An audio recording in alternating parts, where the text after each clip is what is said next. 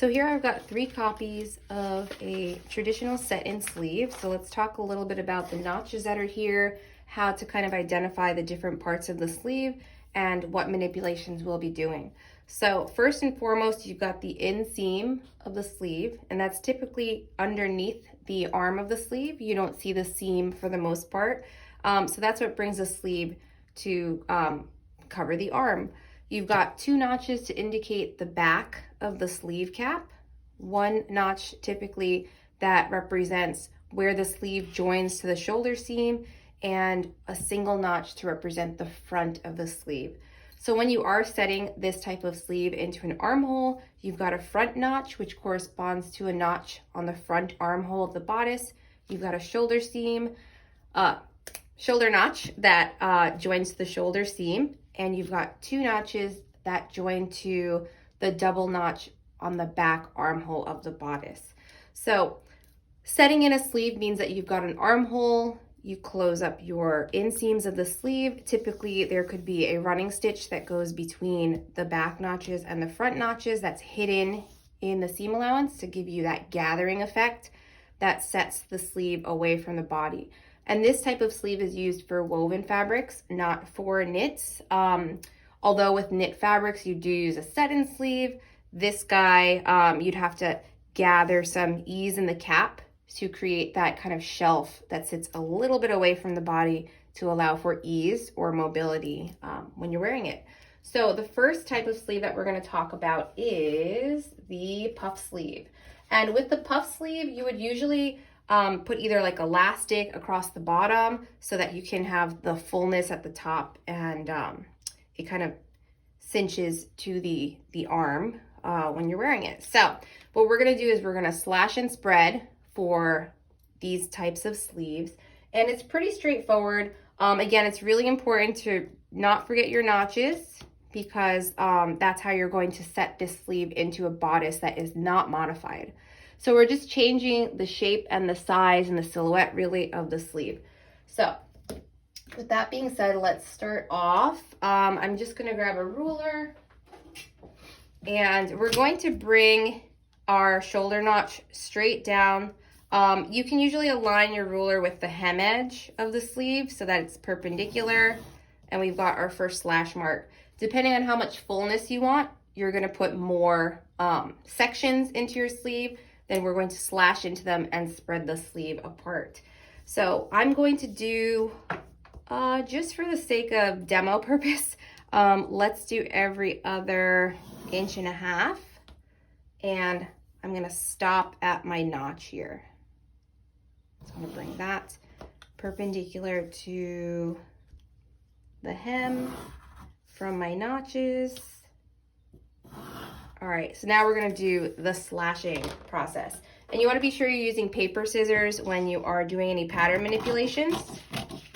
And I'm going to slash to within about 1/8 of my sleeve cap.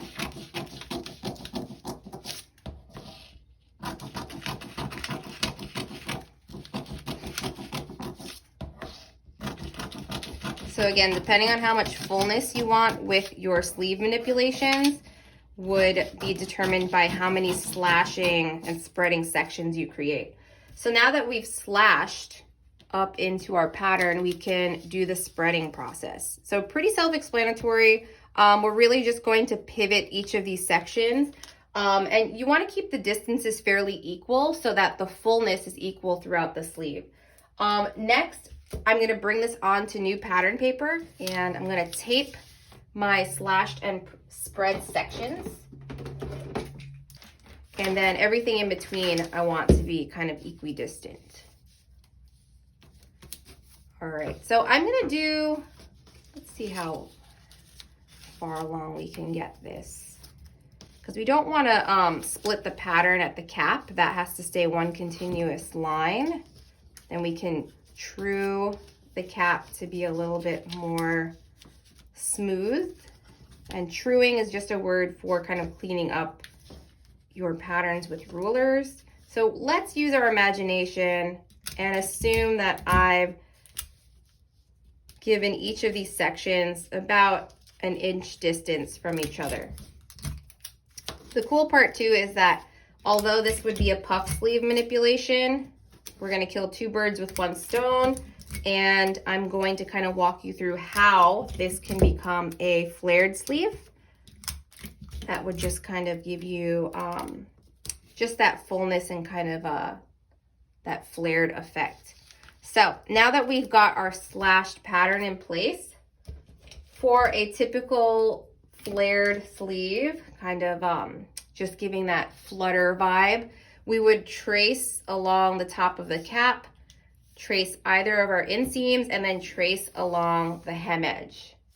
Voila, done. You can just cut this guy away, and then you can cut your two sleeves, set them in, close your inseam, and then you've got that fullness for the sleeve. For a puff sleeve though, we want to give a little bit more to the bottom edge of the hem of this so that we can get fullness on top and fullness towards the hem edge. So what I'm going to do is I'm going to keep this fullness as is, but I'm actually going to dip 2 inches from my shoulder seam. So we're just going to kind of find the midpoint of where I've slashed at that shoulder notch. And then from the bottom edge, I'll drop an additional 2 inches. And that really, it just depends on your preference. Don't feel like you have to do that much extra fullness. But you know what? Cut a muslin sample first, see if you're liking it. And then you can always make changes later. So I'm gonna kind of gradually grade this extension back up into my original hem. This part doesn't have to be perfect, at least not for this. But when you do it, you're gonna do it perfect. It's gonna be wonderful. And this here is a French curve. So we're just kind of giving it a bit of a swoop to blend back into the original inseam. And with this particular ruler, you know, you can, don't be afraid to move the ruler to find the curved edge that you want. Not the prettiest, but when you see the finished result, you're gonna love it. Along the cap as well, you'll wanna just true up to give yourself a nice, clean shape for that sleeve cap. And granted, I am going to cut this so we can clean things up when we remove it from the paper as well. So here now we've got our puff sleeve, and notice the direction that I am laying my French curve. That's really important too, because you want to be sure you're using it to kind of respect the curves of your, whoops, we got a little overlap here. Respect the curves of your cap. So we're assuming that my pattern already has seam allowance, so seam allowance included, so I'm not adding additional. All right, now that we're done with the puff, I can remove this from the pattern paper. Same cutting rules apply. So if you were cutting 2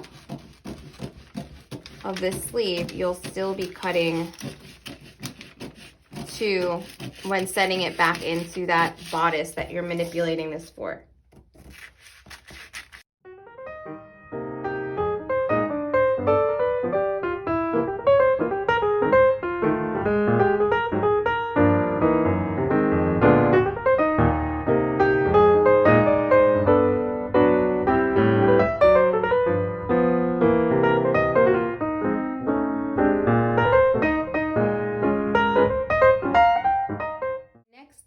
Our next sleeve manipulation is going to be a bishop sleeve. So we're going to start with bringing that shoulder notch perpendicular to our hem edge. Depending on how much fullness, you will want to determine how far apart your slashing and spreading will be. Traditionally, with a bishop sleeve, you are going to want more fullness in the back so that you can get that kind of proper bishop fullness, if you will, that kind of hangs at the backside of the arm. So instead, we're actually going to evenly split on either side of that shoulder notch. And I'm going to find the midpoint from inseam to that first distance. And then we will slash and spread.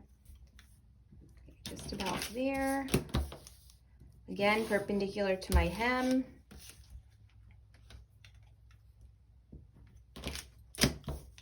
And again, perpendicular to my hem. So for the bishop sleeve, I'm actually just going to slash this section.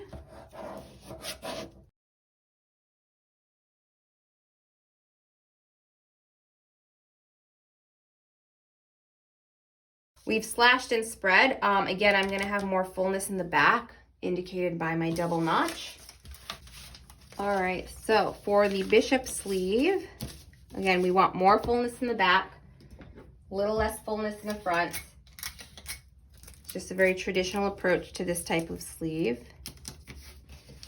So I am going to just shift this guy out a hair and this guy out a hair. So I've got about 1/2 inch at either of those hem edges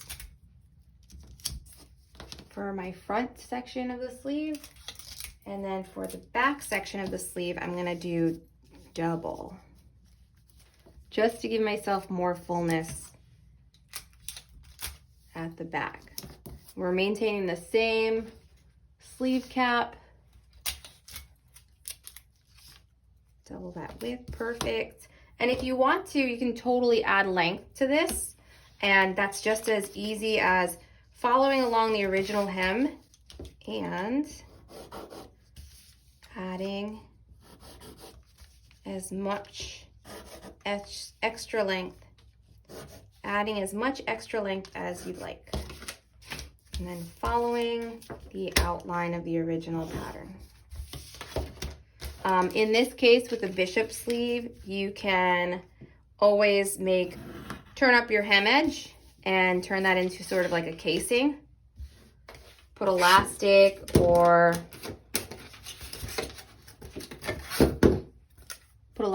a drawstring, or you could even draft a cuff, which is just as simple as creating a rectangular pattern piece, depending on how wide you want the cuffs to be, and then that will kind of bring in all this fullness, and you can just cinch it at the wrist.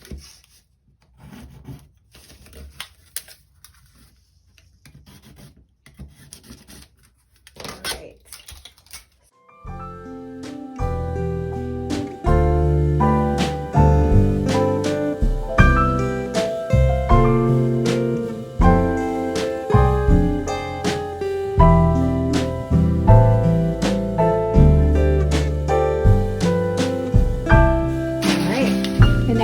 Your bishop sleeve. Granted, it's very short, but you could still get that fullness if you decided, that drama. Just spread your sections a bit more, add a lot of length.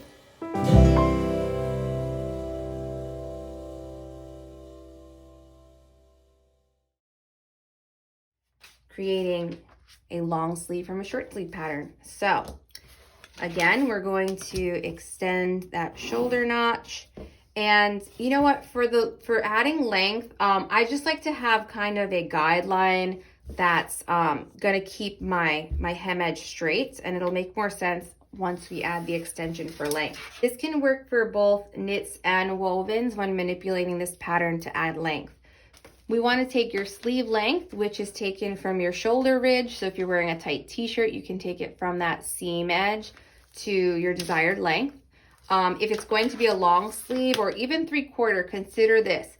The opening at the hem edge has to fit your full hand when you put the sleeve on. So you're going to lay your palm flat and you're going to measure the circumference of that widest point of your hand, okay? So that's going to give us the hem edge.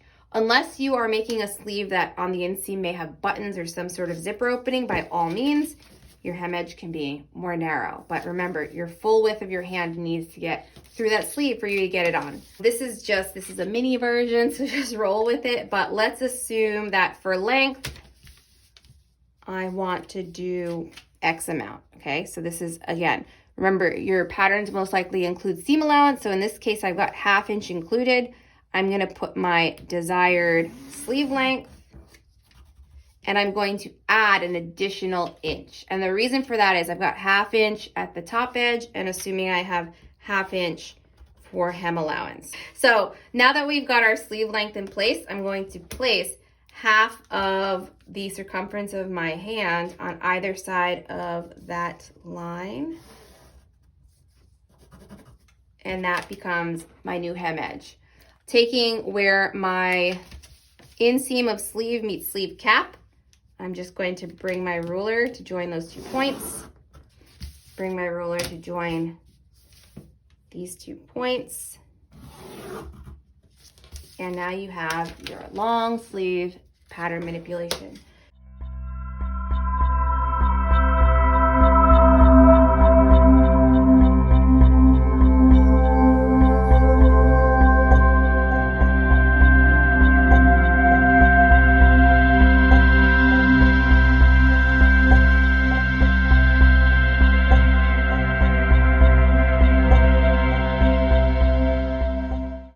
For our sleeve manipulations, we've got short sleeve to long sleeve conversion, we've got our puff sleeve, and we have a bishop. And again, if you want more drama, try a longer sleeve. Try more fullness. Don't be afraid to get crazy with it.